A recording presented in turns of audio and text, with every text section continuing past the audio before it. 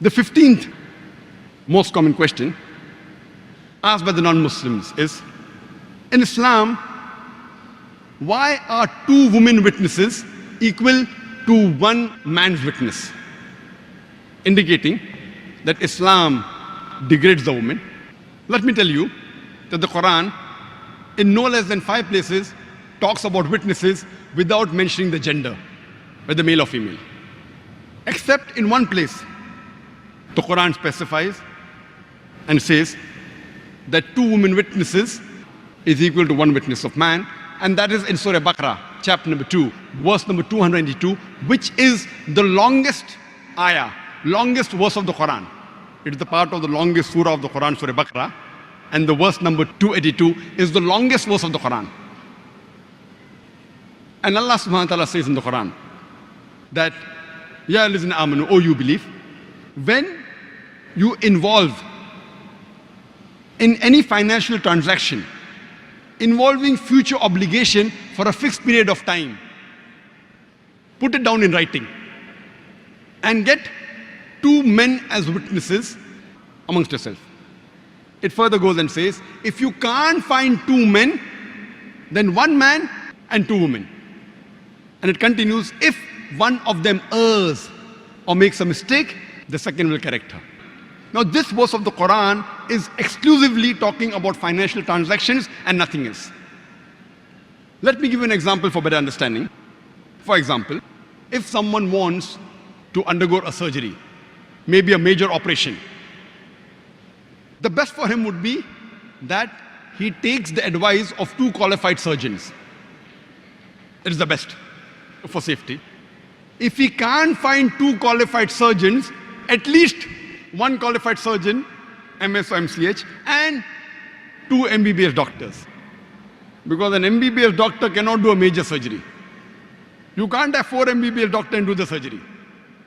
Best would be 2 qualified surgeons who are master of surgery. If you can't find 2 qualified surgeons, master of surgery, at least 1 master of surgery and 2 bachelor of surgery. Similarly, in financial transaction, because in Islam, the financial burden is put on the shoulders of the man in Islam. The woman need not look after any financial burden. In Islam, before a woman is married, it is the duty of the father and the brother. And after she's married, it is the duty of the husband and the son to look after lodging, boarding, clothing, and all financial aspects. So because of this, if it's an Islamic society, a man is more financially aware as compared to a woman. Because of this, in financial transaction, when you take witnesses, take 2 men. If you can't find 2 men, then 1 man and 2 women. Because if one of them errs, the Arabic word is tazil, makes a mistake. Some people translate as if one of them forgets. It's not forget. It is if one of the women makes a mistake, the second will correct her. There are several verses in the Quran which talk about witnesses without mentioning the gender.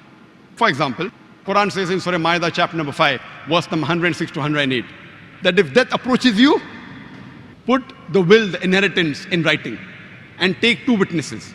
The gender is not mentioned.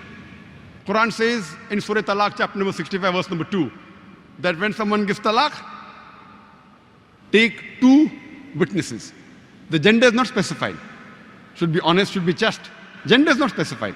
Quran says in Surah Nur chapter number 24, verse number 4, that if someone lays an allegation against the modesty of a woman, produce 4 witnesses, otherwise 80 lashes.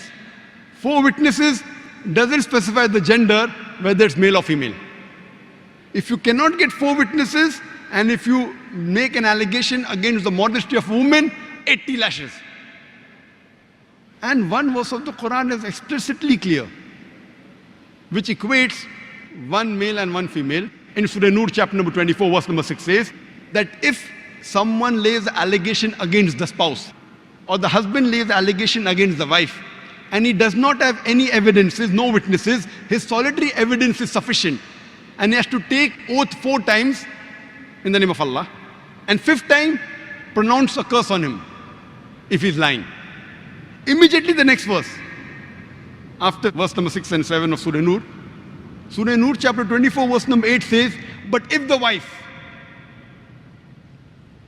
if she also does not have any witnesses, she too can be a solitary evidence by taking oath 4 times.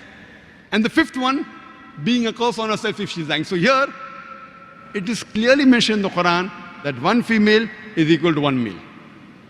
So based on this, most of the fuqahas and the jurists, they agree that only in cases of financial transaction, witnesses of 2 women is equal to 1 man. And some jurists say that in cases of murder, where the nature of the female may be difficult for her to give evidence, maybe 2 women is equal to 1 man. But all the other cases, 1 woman is equal to 1 man witness. For example, in the starting of the month of Ramadan, in the sighting of moon, you require 1 witness. In the ending of Ramadan, you require 2 witnesses. It does not make a difference whether it's a male or a female. Only in some country it has to be a man, should have a beard of the standard fist, then only can you take the witness. And I have one more strong argument, that the beloved wife of Muhammad sallallahu alaihi wasallam, Hazrat Aisha, may Allah be pleased with her, radhiyallahu anha, she has narrated no less than 2,210 ahadith. 2,210 ahadith. And she was the only witness. So 2,210 sahih hadith, which are basis of the Sharia, is a witness only of 1 woman. She was the wife of the Prophet. Hazrat Aisha, may Allah be pleased with her. So this clearly indicates that 1 witness of woman is equal to 1 witness of man. There are cases in which, how in financial transaction men is preferred to women, there are certain cases in which woman witness is taken, men's witness is not taken. For example, while giving the burial bath of a female Muslimah, witness should be a woman. A man cannot be a witness. Unless in certain conditions where it's a forest and there are no human beings, then the husband can be. But otherwise, generally, for the burial bath, for the janaza ghusl of a woman, the witness is accepted of a woman, not of a man.